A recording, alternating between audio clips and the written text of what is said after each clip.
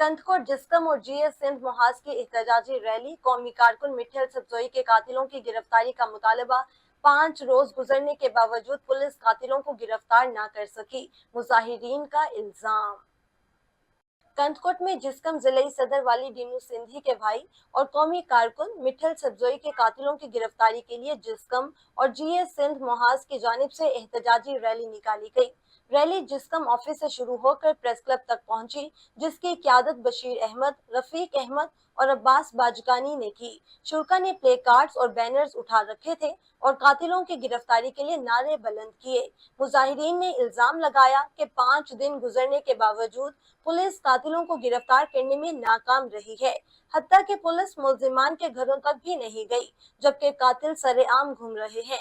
मुजाहिरीन ने खबरदार किया कि अगर फौरी तौर पर कातिल गिरफ्तार ना हुए तो शटर डाउन हड़ताल और इंडस हाईवे पर धरना दिया जाएगा।